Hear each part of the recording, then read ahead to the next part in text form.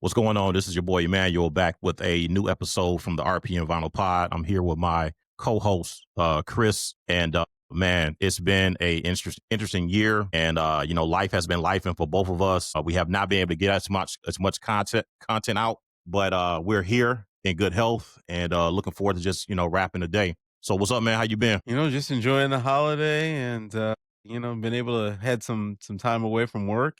Just taking it easy. How about yourself? Man, it's been a busy year, and the last quarter of the year, I was really busy with work, and obviously, a lot of volunteer work with regard to nonprofit. Man, I'm good. I'm happy to close out the year, and man, I'm just looking forward to chopping it up with you, man. We haven't talked in a little bit, Definitely. Likewise. so man, let's not have the listeners wait, man. Let's get into it. 2025, and it's been an interesting year, man. I think that it will be fitting to just acknowledge some of the people that we lost, man. I think none of those losses probably hit us harder than D'Angelo passing away, man. Yeah, it's just it's kind of crazy to see the enthusiasm and love, and I think it's just like every time a monumental artist passes, you see some of the younger generation really gravitate and show their excitement for an artist, and a little bit of it could be because hey, it's the hot topic of the moment, right? Jump on the kind of bandwagon. But I mean, for me, I know personally, D'Angelo was a hero of mine in the music world. There was nothing that sounded like him, and he encompasses all of the great forefathers in music. And he put his own spin on it. I mean, you think about like your Sam Cooke and your James Brown and your Prince and gospel artists of the day or heroes back then. He took that foundation and he made his own mark. And it seems like even though his work was sporadic, he was always reinventing himself or always just like, hey, let me do something different on the next album. I was looking forward to what his new work was going to sound like because we had heard rumors about an album in the works possibly, and so just devastating loss. I mean, I can't even count the number of times I've played Voodoo in the car front to back, right? It's like my go-to album. Hey, I'm gonna be driving in the car for a minute. Let me just pop this on. I can play this from front to back. Just incredible loss. Yeah, I echo your sentiments, but I think that I was really anticipating what Questlove would have to say. I know he went dark for probably about 2 weeks, but then he published this article, "The Death of a Black Genius," and it really shed a lot of light on their relationship. And when you think about the genius Hmm. of D'Angelo, I mean, I don't think that we'll get another artist of that caliber. Sure. I've never seen him do anything that wasn't done well, and I just appreciate the opportunities I had to see him perform live. Obviously, I have the albums, the contributions he made to other projects. Yeah, I mean, just an incredible artist, and he encompasses the entire Black experience. He gave you gospel, funk, soul. He was a complete artist. And Complete. tough loss. I'm familiar with cancer. I lost my dad to cancer. Stay on this. I think it's another thing for us to stay on top of our health. I mean, he wasn't too much older than us, For sure. so it's also, I think, a call to action For sure. for us to just stay on Yeah. top of our That health, that man. that's what really hit home to me is, I go through my health challenges and to think, he wasn't much older than both of us, right? And so, that puts a lot of things in perspective, here is a giant in the entertainment industry and the world really didn't know how sick he was, right? And it's just amazing how fast you know, just to hear up out of the blue, he passed is it's devastating. Yeah, man. But his music lives on, and he influenced a lot of artists. So I'm thankful again Most that I got a definitely. chance to see him perform, and I have a number of albums that he either had as a leader or that he contributed to.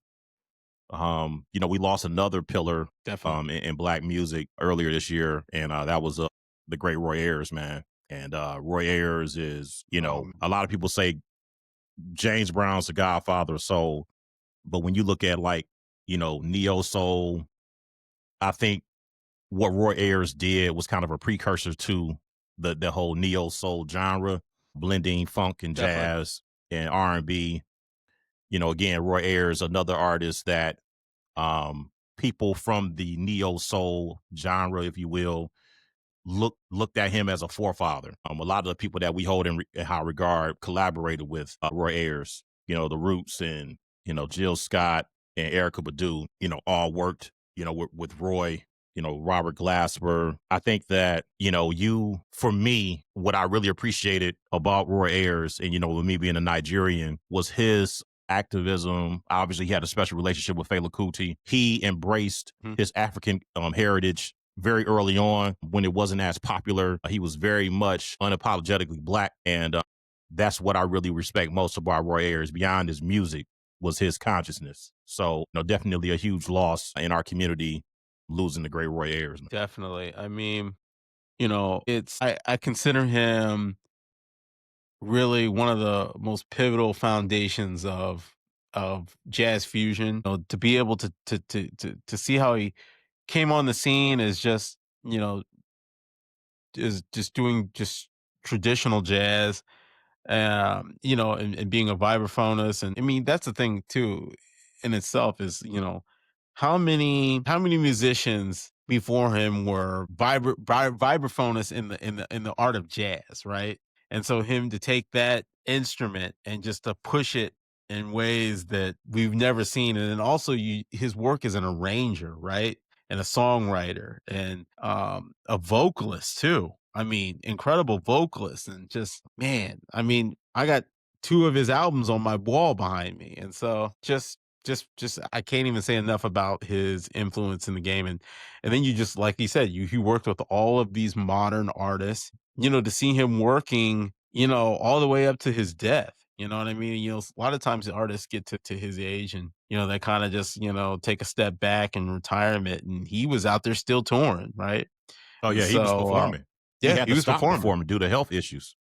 Definitely, definitely. And so, um, that's he's just incredible, and it's just and his work is so vast. Like you look at like how many decades of music he put out, and I mean, even in the albums that came out, that were like BBE had put out those albums. There was Yeah, unreleased work of his. release reissued, unreleased work, remixed albums. Yeah. Yeah, those are great pieces of work. Yeah, huge loss, huge loss. Yeah, and as we continue on with the losses for this year, we can't. We talked about D'Angelo earlier, but we can't forget about Angie Stone. Obviously they had Yeah. a special relationship, had a son together, and Angie was a talent in her own right. Starting in hip Yep. hop with Sequence and Mhm. Vertical Hold, and Mhm. establishing her own solo career. I think one of my favorite albums that she put out, I think it was is Mahogany Soul. I think Mahogany Soul. She has a couple of songs on the album man, are just incredible. I appreciated Angie Stone. She was an advocate for black men. I mean, when she dropped Brother, there's nothing anybody could say bad to me about Angie Stone. I think she will always have equity with me just because she made the song Brother, man. And we don't always get a fair shake in the public eye, but I love Yeah. when black women, support us and uplift us. And then she definitely did that with the song and the visuals of the words by themselves were incredible, but the visuals from the music video Mhm. really brought it to light. So, Angie Stone passing away, man, was definitely a tremendous loss to the culture, man. And I mean, you got to feel for their son to lose both of his parents in the same year. Sure. Tough, man. Yeah. I mean, the one thing that I think that's understated about her death this year is that, a lot of people will look at Angie Stone as, oh, she's, she was the D'Angelo's baby mama, right? And they look at her like that in that realm. And it's like, you forget that she was very pivotal in helping his career growth, whether it be when she was out there writing, touring, helping him get his album together, his first album. And like you said, I mean, you look at her body of work, starting with Sequence and Vertical Hold. I mean, Vertical Hold was the first music that was my first introduction to her on Vertical Hold. I remember watching I remember watching a interview on BET when I was like a kid, and was like, "Oh, man, I like this," you know? And I remember getting the cassette as a kid, and I've been a fan ever since. And so just a huge loss. And, prayers go out to the son, having to deal with loss of your, iconic mother and father in a year that's, I couldn't imagine what that would feel like. And so, yeah, huge loss for the music community. Yeah, man. And then I think about like last year, it was like a Tony tour, and Yep. it was I went to that. with all of the original members. And, we lost Dwayne Wiggins, who I had no idea was ill. Yep. And I think he may have had a form of cancer as well. So, I mean, Mm. Tony, man, in my opinion, one of the more important groups, and I would just say modern soul music. And one of my favorites, I'm a big Raphael Sadiq guy, but I just love Likewise. Tony's music, man. And I'm probably in a minority, but I'm a real big fan of their House of Music album. A lot of people like Sons of Soul, and Oh, and I'm not saying Sons of Soul is not a good album, but House of Music has a special sound to me, and that's my favorite album they put out. But yeah. to see them perform with all of their original members just before, like a year before Dwayne passed, that show was incredible from start to finish, and they sounded great. Were you at the Detroit show? Were Yes, you I at the Detroit was. show? Fox Theater. Yes, I was. Yes, I Okay, was. okay. It's funny because I went to that show too, Okay, and, we went with my line brother and his wife. We went. Yeah, great show. Great show. man, incredible. Yeah, I didn't know you went to that one. I went there too. Yeah, man. Yeah. Oh man, me and my wife, big time Tony fans. I Yeah. mean, I've seen Raphael Sadiq too. Like I saw Raphael Sadiq outdoors at the Museum of Contemporary Art, the MoCAD, and Mhm. he was incredible by himself. Like he had a crazy band. He hadn't had any new music at the time. Somehow he just had a show in Detroit outdoors. It was during the summer, and it was a great show. Yeah. This was I probably mean, like this might have been right before COVID, yeah. maybe like might be 2019, maybe. Mhm. Yeah. Yeah. Uh, he's Raphael Sadiq is one of the most important songwriters of modern soul for sure. And Hmm. the thing about him, I think that is incredible is just how he's able to, like that. What was the name of that album that he put out? Was it the second? It was the second solo album that he put out. The one where he was it was Ray Ray, Motown inspired. Nah, what was before that? Instant Vintage. Nah, nah, nah, nah, nah, nah. It was right after that one. Right in So the so middle. Instant Vintage is the first album. I mean he had the Lucy Pearl But project. there was one right after that in like 2007, 8. Oh, Oh, why is my mind going that's blank? that wouldn't be his second one Um, though. So Ray Ray was before that. You're talking about Stone, I'm thinking about the third one then. Yeah. the one that had the 100 yard dash on it, and the song never want to give you up Yes. with Stevie Wonder. Yep, that's it. Yeah, That's it. That's it. I That's got it. that album. I can't think of the name of it. I don't know why my mind's going blank. I He know did what it is two too, but albums that was kind of like a two like throwback soul albums. I got it, man. I can't think of the name right, of it though. right. That's bad. I should know that. But yes, Should good do. albums. And I saw Yes. I saw him perform when he had that throwback band, Right. The way I see it.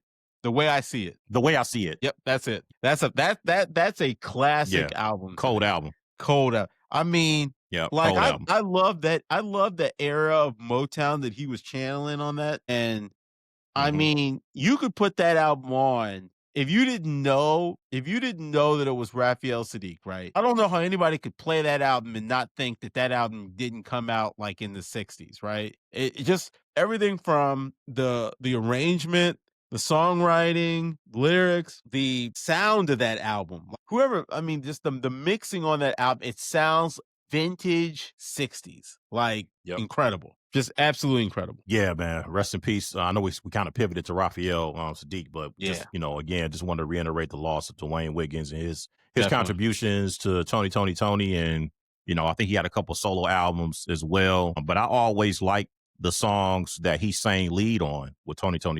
Sure. I mean, you think about it. Slow Wine. Slow Wine is one of my favorites. That's a Raphael. I mean, that's a Dwayne Wiggins lead. Mhm. Think one of my favorite songs is Holy Smokes and Gee Whiz from House of Music. Mhm. So that's a Dwayne Wiggins led song. Mhm. Trying to think some other ones that are led by.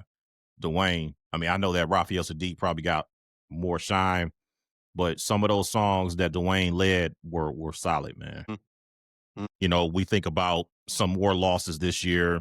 Um, Roberta Flack, man. Roberta Flack, man, singer songwriter, incredible musician. mhm. You know, made great music in the 70s. Obviously, great songs with Donny Hathaway. Rest in peace to Yep, Donny Hathaway. definitely. I want to say that Roberta Flack was the godmother to Bernard Wright, incredible musician in his own right. Rest in peace to Bernard Wright. Mhm. Yep, I know that Reggie Lucas and James and Tume had a lot to do with Roberta Flack's career. Did some songwriting for Roberta Flack. Again, man, great artist that we lost and in 25, man. I don't want to make the episode so, gloomy, but we just, we didn't want to go through the year not acknowledging some of the huge losses from contributors to the culture. We also want to acknowledge, we do listen to a lot of jazz. Chuck Mangione passed away. Palmieri, an incredible mhm, Latin jazz pianist. mm, Anthony Jackson, who was an incredible bass player, passed away. Um, one that was unfortunate and definitely not expected. Bassist, spoken word artist, and actor. From our childhood, man, Malcolm Jamal Warner passed away. I believe he drowned definitely. traveling with his family, man. So, we had some losses, man, this year, man, but we appreciate all of their contributions to the culture, and we just wanted to make sure that Team RPM acknowledge them. Now, any thoughts with those losses? Yeah, definitely. Those are all big losses. Like I said, Roberta Flack, huge loss. When you think about all of the her influence in music and artists that came afterwards, and you think about the work that she did with Donny Hathaway, and like you said, James and Tume, fostering her career and huge loss. And Malcolm John Warner is definitely probably one of the most unsung talents that passed this year. A lot of people didn't know that he was a phenomenal bass player and played on a lot of he had his music that was out and about, but it just, there's not a lot of things commercially available to hear, but he was talented in his own rights. Then he's also, done some spoken word things too, like, like on Robert Glasper. And so definitely highly, highly missed. Absolutely, man. Well, let's pivot from some of the losses and let's talk about some of the great music that we heard this year. If Definitely, had some definitely. great music from all across the spectrum, and I don't grab everything new. To your point, we grab a lot of things that are like hard to find, rare grooves, reissues. But I did get some great albums this year. You care to share some of yours, man? I know we talk throughout the year and say, hey man, did you check this out? Did you grab this? Every time we might say, hey man, you may want to pick this up. And if we snooze if you snooze, you lose some of the stuff, hard to find after it's released in limited quantities. What were some of your great grabs for this year, man? This year, I have a couple of albums that, if we're talking new albums that came out this year, one of these is from a hero of mine that he seems to put out at least an album or 2 a year, and all of them all seem to be quality. I mean, I buy them without even thinking about it. Cotty Tatham, Miles Away. This is just such a great album. I mean, first off, it's just he's a great instrumentalist, songwriter, arranger, and man, every song on this is great. I mean, I can play both sides front to back. I really like the song that is with Umir, which is Jazzy Jeff's son, and he's really making I think he's really making some waves, like, in terms of the music that he's making, because every time it seems like Cody Tatham puts out an album, he has a track with him on it, and maybe if either of them are listening, both of them need to put an album out together. I think that would be a great duo album. His production and Amir's singing. So phenomenal album right here, though. Yeah, I Miles think Away, I Cotty actually Tatham. grabbed that based off your recommendation. I know you're a Yeah, big Cotty Tatham big Cotty Tatham supporter, fan. man, and I've actually I was familiar with him, but I didn't really Yep. have a lot of his music. And then based off your recommendations, I grabbed that album and I enjoyed it as well. Yeah. And then We've had a lot of discussion about this album. In fact, I think we talked about it on our last episode, but Rochelle Jordan Through the Wall is my album of the year. Yeah. This is definitely more your lane, but you told me to check it out, man. And I was riding to it like, yeah, this is all right. This is I don't even know if how I can even describe this. Like, this is for lovers of R&B, if you like house music, you like a little electronic music. This is just a great up-tempo, feel-good album. She's released several albums. This, in my opinion, is her strongest effort. It's got some great producers on this album. I mean, you got Kate Trinata, well, you got KSHH, you got Byron the Aquarius, you got Machine Drum, you got Dame Funk. It's just, I mean, that lineup right there by itself should make you want to go get this album. And her vocals over these tracks just it's like, in my opinion, it's like a perfect marriage of vocals and production behind it. So, album of the year right here. Michelle Jordan, Through the Wall. Yeah, man. I know that you were really, really high on that album. I did check it out. I did like the album. I appreciate the recommendation, man. Yeah. And she has a tour, and she's actually coming to Detroit. Is she? When's she coming? It's going to be in the spring. She's going to be at L Club though. It's a smaller venue. So I've the been to L last Club. time the last time I went to L Club, I had a bad experience because I felt like they oversold it. Yeah. Yeah, I mean the concert was fine, but you couldn't see Yeah. because it's just too. The Yeah. venue is too small, and I actually think that if people really are up on that album like they should be, they gonna need a larger venue. Yeah. That's too small for that show, but we'll see, man. I plan to maybe check it out. We'll see. Yeah. Any I other grabs for 25? uh I got some more, but let me tell me your list. Well, I'll start with hip hop, Okay. and this is arguably the album of the year for me. And this is Alfredo 2. This is Freddie Gibbs and Alchemist. Mhm. So definitely dope project. They get together, they don't really miss. I have the first Alfredo album. I thought it should have got a Grammy nomination. I don't believe it. Maybe it didn't come out soon enough. Mhm. But the song on there they have with Anderson .Paak, Ensalada, that should have been one of the songs of the year for hip Mhm. hop, in my opinion. But definitely a dope Yeah. album. If you're a hip hop head, Freddie Gibbs, very Indiana native, and he definitely reps the Midwest, man. I try to support Midwest artists. This is one of the better albums for hip hop, and I don't buy a lot of hip hop as far as new Mhm. hip hop on vinyl, Yeah. but this was one I wanted to grab. Yeah. So Yeah, it's a great Freddie album. Gibbs, Alchemist, Alfredo 2.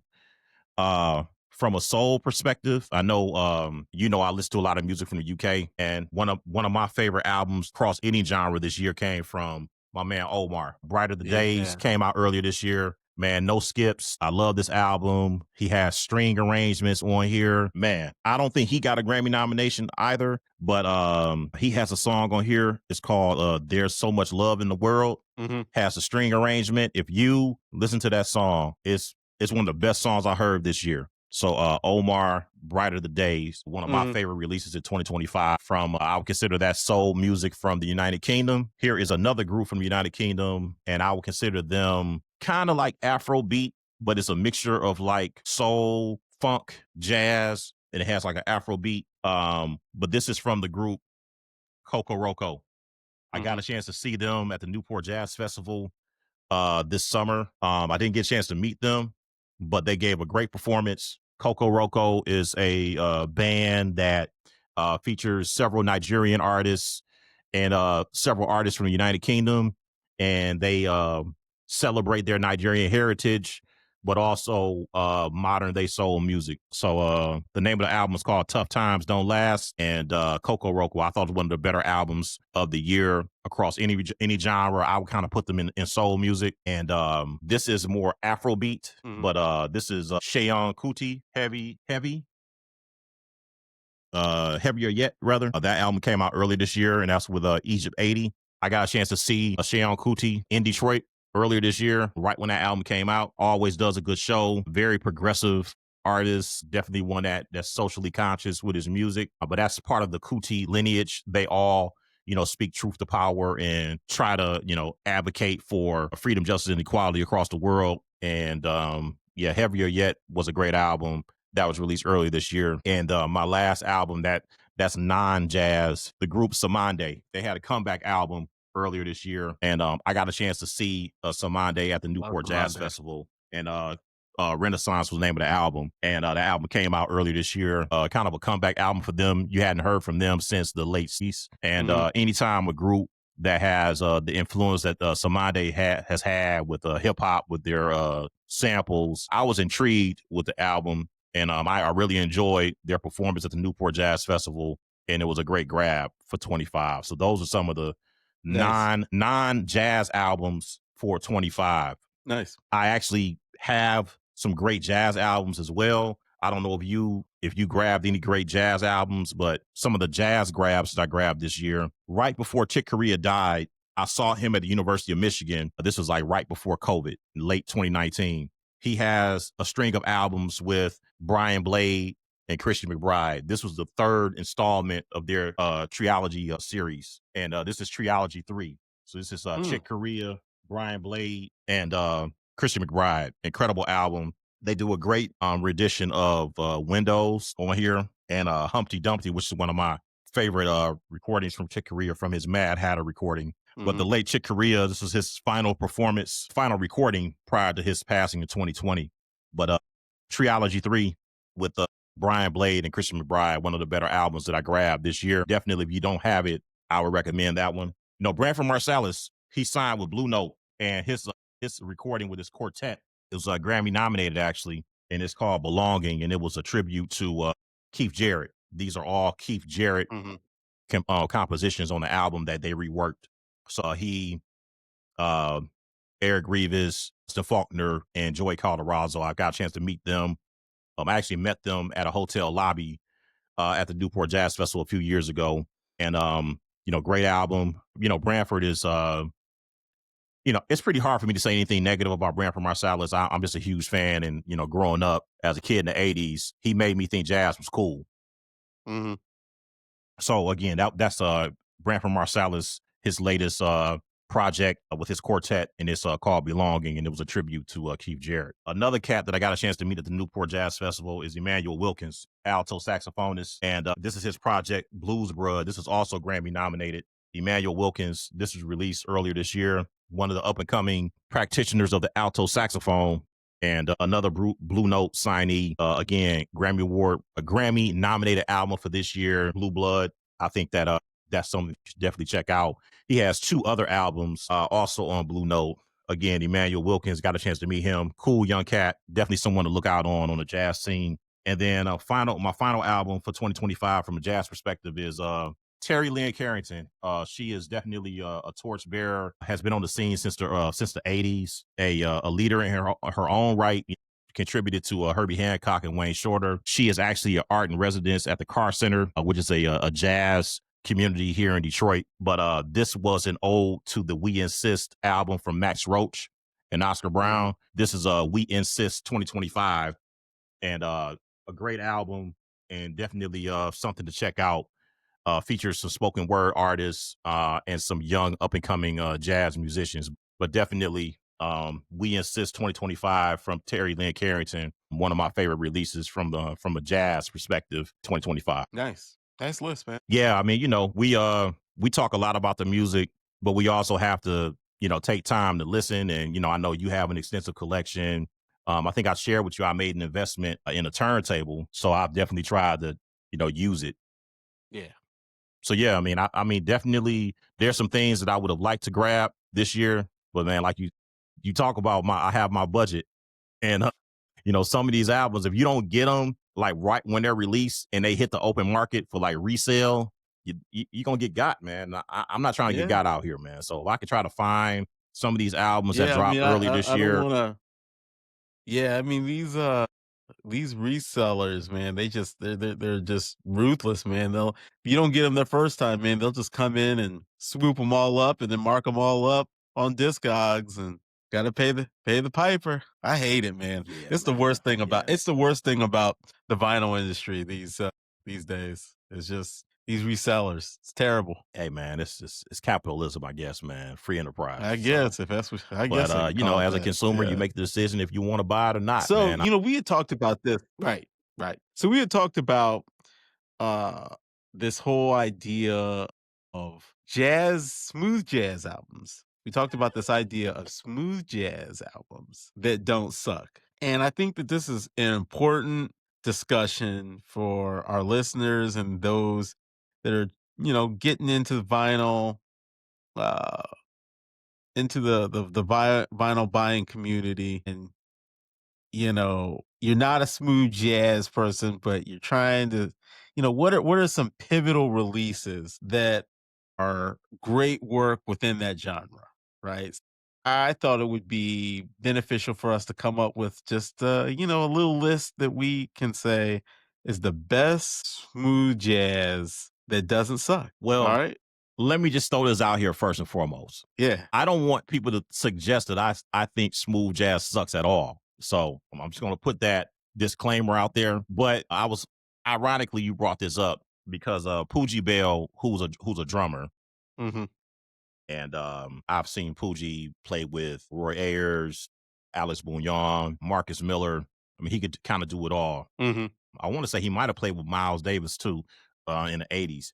But at any rate, he had a post on social media that kind of talked about contemporary jazz musicians and then straight ahead jazz musicians and could they swing Hmm. and the versatility of a lot of straight ahead artists that can actually play funk or smooth jazz, but then how some smooth jazz artists can't swing. And Right. it was a really interesting debate. He's been doing some posts recently, but one of the guys that he talked about was Grover Washington Jr. And, I think that that would be a great lead in, if you will. So I know you mentioned Grover Washington Jr. So why don't you Yes. talk about Grover, man? So when we talk about smooth jazz and the genre, a lot of the smooth jazz, the foundation started in the early 80s, because you look at the way jazz fusion dominated the 70s and we get to the 80s and, smooth jazz emerges. And I feel like Grover Washington is really, I won't say he's single handedly the pioneer, but he is definitely one of the forefathers of that sound. And we think about all of the great smooth jazz artists that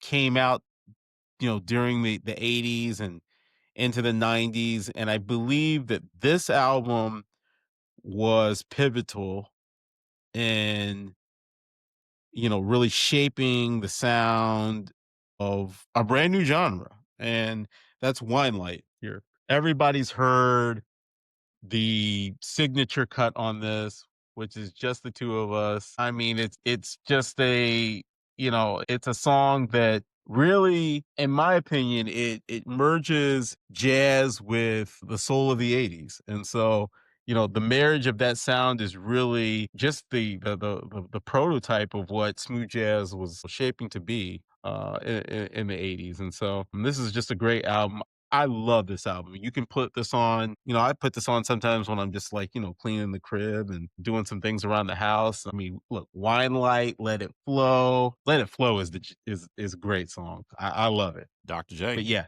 this right here, yeah, Wine Light, Grover Washington. You don't got this? Go get it. Yeah, great album, man. And we talked about Anthony Jackson, and I think he's featured on the album on bass along with Marcus Hmm. Miller. But yeah, I mean, you can't have if you don't have that album in your record collection and you're any kind of want to call it smooth jazz or whatever, any type of jazz appreciator, you're Agreed. missing out on the pivotal album. I think it's one of the better recordings of the 80s. And if we want to talk about uh an album that exemplifies what I would say, smooth jazz is, that's probably on the Mount Rushmore smooth jazz albums, in my Hmm. opinion.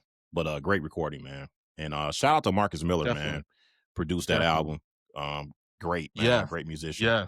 and producer. Great musician. Great musician. Okay. And then my other list, let me try to find it here. Here it is right here.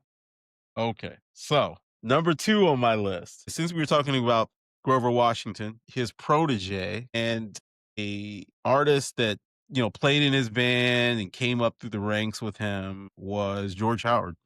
And he's got an album called A Nice Place to Be, which I just absolutely love this album. I play this Love George album Howard, man. all the time. I mean, it's just it's a funky album that has great instrumentation behind it, but his style, the way he played the sax was like, yes, he was influenced by Grover Washington, but he was really breaking out in his own sound on this album, and he was just gone too soon. I mean, he passed when he was like, I think, what, 50, little early 50s or something like that. I mean, No, I no, mean, he was wasn't he 40s or something like that? He wasn't that old, really. he wasn't 50. Yeah, I want to say he might but have been 40 yeah, yeah. because he died He in like he uh 98, yeah, 99. so I know it was Because like I think it was in the Grover Washington Jr. died in 99, and I think that George Howard died in 98 or 99. yeah, it was They something they were around there. close to each other. But, yeah, Gone Too Soon, incredible saxophonist, nice place to be. You want an album that you can play front to back, put on, for you could like, the other night, I had a, holiday party, and, I had, like, a little playlist going, and I think I had all the songs on this album on that playlist, right? You could just play it, and so it's just a great album, so nice place to be, George Howard. Yeah, man. George Howard was a Yeah. staple in the Dole household, so good pick, Yeah. man. And then, we've talked about this album a lot. This guy, man, what can I say? Phenomenal guitar player. He came out on the scene initially with an R&B album, right? And, you talk about his African heritage, and it's always a strong part of his body of work. And he always encompasses that in his songwriting and his activism. It's Jonathan Butler Deliverance. And this is an album that I've loved ever since I was a kid. And my dad used to play this album. We used to go on road trips, and he'd either have a CD or tape and pop it in. This album has a tribute to Nelson Mandela on it. Just phenomenal songwriting, guitar playing, vocals. It's just a really good album. And like sometimes I put this album on when I might be having a bad day, need something to kind of like, calm my spirit. This is a great album right here. Jonathan Butler, Deliverance. It's the second. Is this the second or third album? I think it's the third I album. think it might be his third album. Yes, third album. But yeah, Jonathan Butler, Deliverance. Cop this. Oh yeah, I got that one, man. No, that's a good pick, man. Jonathan Butler, incredible performer, live performer, man. I've had the opportunity to see him several times. Yeah, good picks. Man. So, I'm gonna use your title, "Smooth Jazz That Doesn't Suck." Smooth jazz that don't suck. So I'm gonna start with, I grew up in a household that was a hub for smooth jazz, and my mom listened to WJZZ, which was a legendary station in my youth here in Detroit. But Najee, man, Najee's theme, Great album. this album Great here album. played. My mother played this nonstop. So Najee's theme, released in 1986. Play it front to back, just a great album, man. And it's timeless in my opinion. I mean, I could put on Najee's theme right now and still enjoy it. So I'm a long time supporter of Najee. Had an opportunity to see him perform. Had an opportunity to meet him. He met me and my wife on our wedding anniversary. We went to a concert and dinner Mhm, with he and Eric Roberson. Man, we had a great time. We went with another couple out at Andiamo, their mhm, showroom in Warren, and had dinner and enjoyed the show with he and Eric Roberson. Classy guy, man. Always puts out great music. And if you like R&B and you like jazz, it's a good hybrid between R&B and jazz music. What Najee has done throughout his entire career. And surprisingly, I had a CD that Najee is performing with George Duke, and he's killing on there with George Duke and Stanley Clark. Also, I have with Najee playing with Charles Earlin, and he's mhm, killing on there. So Najee is one of those artists that can play the smooth jazz, but can also swing. And he actually toured with Prince too, Najee. mhm. So I mean, he can do a little bit of everything, but the smooth jazz is his lane, and he's done a tremendous job with smooth jazz for the better part of 40 years. Mm. So shout out to Najee. Najee's theme. I think that anybody who wants to delve in the quote unquote smooth jazz, Najee's theme is one you definitely want to have. The next album that I'm going to mention is Joe Sample. You know, Joe Sample is known for his work with the Crusaders. Yes. Had a very successful solo career. The album that I have is Ashes to Ashes. I believe this came out in 1990. This was produced by Marcus Miller. He actually did a few albums for Joe Sample, kind of a comeback for Joe. Mhm. Spellbound, which was released in I think '89, and Mhm. then the album immediately following is Ashes to Ashes. So, great album. You can play it all the way through. I love Joe Sample, one of my favorite piano keyboardists, and I like his music with the Crusaders. I like his music as a solo artist from the '70s and even the '90s. So Yeah, I'm a rest big in Joe. peace to Joe Sample, but Ashes to Ashes, I think is a great album. I don't see too many vinyl copies of this album. So if you see it in the wild, I would recommend grabbing it. I wouldn't spend too much money on it, but I've had that album for a long time. It's a great one to have. So Yeah, again, Joe Sample, Ashes to Ashes. You can't great talk album. about smooth jazz and not talk about the great Bob James and the great David Sanborn. This is from their Grammy award winning album, Double Vision. Marcus Miller produced this album as well. Again, man, you can't talk about smooth jazz and not include Bob James and David Sanborn. These are two pillars. So you put them together, you're going to have a great recording. Double Vision, great recording on Warner Brothers. I believe that was released in '86, if I'm not mistaken. So many great songs. I think the standout is probably Maputo. Probably, if you think about smooth jazz, Maputo is probably going to come to your head. Oh, yeah, I heard that one in the elevator, on the radio, on the phone, being on Mhm. hold. But again, if you are someone who is delving into smooth jazz, this is definitely a smooth jazz album that doesn't suck. So Yes. Bob James and Dave Sanborn, Double Vision. And then my last album is also a group that's affiliated with Bob James, and it's Foreplay. Yes. Funny story: when I was a middle school student, Great band. I had this I had this tape. Foreplay's debut album called Foreplay, and they had a rule at my school where you couldn't have a Walkman, A and word? I had, yeah, you could not have a Walkman. And Crazy. I got caught listening to my Walkman. I think I might have been going to the bus stop or something, leaving class or something. So I got called to the principal's office. And my principal was like, "You're not supposed to have this Walkman on school property. What are you even listening to?" And he opened up the Walkman and saw I had Foreplay's tape. He was like, "Foreplay? What you know about Foreplay?" I said, "Oh, my mom plays a lot of jazz music, and I've always listened to jazz since I was a kid, and she bought me that tape." And she was like, "Well, any young man that's listening to this quality of music shouldn't be punished. I thought you were listening to some rap." And they let me. It's like, "You need to go back to class. You're okay." So, hey, shout out to Foreplay. Shout out to Miss Champagne and Mr. Wow, Bateman, who was man. the principal and assistant principal of Halley Middle School. They let me off, man, with a warning because I was listening to Foreplay's tape. So That's shout out crazy. to the great Bob James, Nathan East, on bass, Harvey Mason on drums, and the original guitarist Lee Ritenour, man. Great band and That's a great great man right recording, there. man. So I That's a think if you great have man. any of those, you will be safe with listening to some smooth jazz that doesn't suck. Yes, yes. Any of those picks, you ain't gonna get laughed out, of the room with those picks. Nah, you in good hands with those, man. I mean, I think it's a controversial subject, man, but I honestly believe that there's good and bad music of all genres. I mean, look, all jazz I don't like, all straight ahead jazz I don't like. I mean, dare I say this might be controversial, but and I can't get into like Sun Ra. Like it's a little out there for me, man. Some of Miles' stuff in the '70s, I couldn't get into it, man. It took me a minute to understand Bitches Brew, and I get it now, but it's still not some of the Yeah, music I prefer to listen to from Miles. I definitely prefer the music from the '60s and '50s, if I'm being honest. But just because something is quote unquote traditional jazz, that doesn't make it great.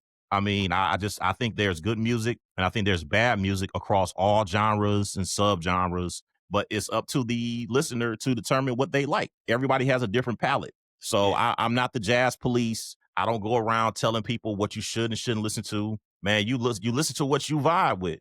And yeah. if you like Sun Ra, cool. If you like hardcore jazz fusion, cool. That's not necessarily what I prefer to listen to. Right. That's just me. Yeah. Yeah, like you said, I mean, Miles Davis is a classic example of where, there was some things he was doing that was innovative, but there was a lot of it where it was like, what is this? Right? Like the one album that that comes to mind because I was one of the last albums I was playing of Miles is like On the Corner, which like the music, the personnel on that, like they're playing just straight ahead funk, right? But like Miles' horn playing on this album is all over the damn place. Like, he must have been, like, high out of his mind when he was playing, like, all over this album because it's like You there's a think? lot of incoherent kind of like it's just shit's all out of place. I Yeah. it's like it's worse not even listenable, at times. So, like you right, like you said, there's sometimes an artist put out work that it's like, what is this, right? And so not all jazz is good jazz, but like we said with that list that we have for the smooth jazz, you can't go wrong with any of those picks. I didn't like some of John Coltrane's stuff toward the latter part of his career. Like Ascension? Yeah, man, like some of that stuff is out there. I'm like, yo, man, Ah. I'm cool on that. I like the stuff he did in the early 60s to mid 60s with his last quartet with Jimmy Yep, Garrison, Elvin Jones, and McCoy Tyner.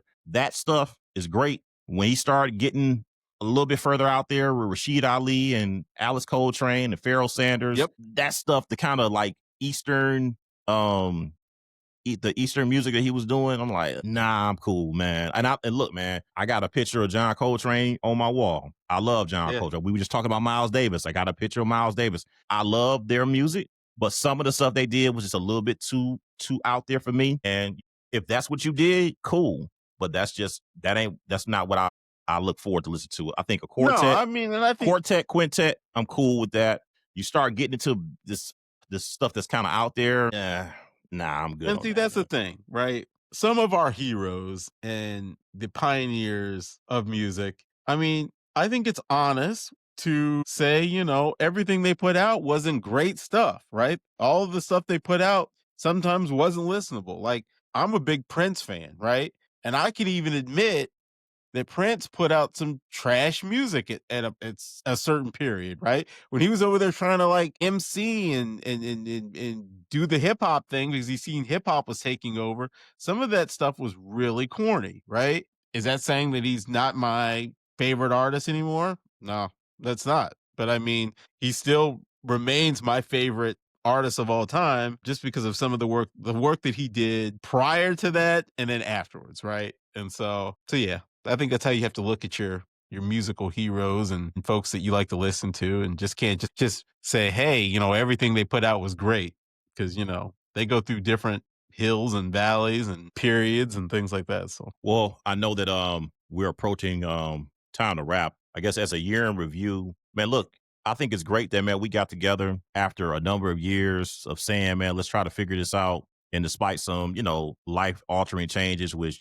resulted in you relocating, from Michigan to St. Louis. I'm just glad, man, that we were able to see this through. We made the investment to start this platform. And I know that, life gets in the way and, we both have our respective families and our careers, but I really look forward to a more active 2026. definitely. I think the listeners can look to see more content from us, more album reviews, more interviews with creatives, and just more overall content with what we're doing and what we got going on. But we're looking for some great things for this platform in 2026. And, we look forward to having more listeners and subscribers sharing the content. But our commitment to you all, the listener, is to be more consistent with our content and to try to do a little bit better with not allowing, our work and our families to, I guess, impede on the content that we want to drop. So we look to be more intentional in 2026 with the content and at least dropping something weekly. Yeah, for sure, for sure. It's got a lot of content coming, and we've got some gonna have some great interviews lined up, and just look for some great stuff coming in 26. Yeah. So look, man, I think that's a great place to wrap, man. It's been a great year, man. We had some some losses. We had some great recordings. I got a chance to see some great shows. Obviously, really enjoyed the Newport Jazz Festival this summer, and looking to. I still got to come out there, man. Check out that scene. We didn't make that happen, but let's commit to making something happen out your way this year. I'll come out there, and on behalf of Team RPM, we just want to wish everybody, man, a safe and prosperous 2020. We definitely look to do more things with this platform in 2026. So I wish you continued success, man, in all your endeavors, good brother. And man, let's go up from here. Likewise. All right, peace. All right, on behalf of my podcast partner Chris, this is Emmanuel, and that's going to wrap up our 2025 with the RPM Vinyl Pod.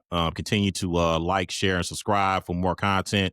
You can follow both of us. Follow me at 1978. That's the number 9 INETEEN 78.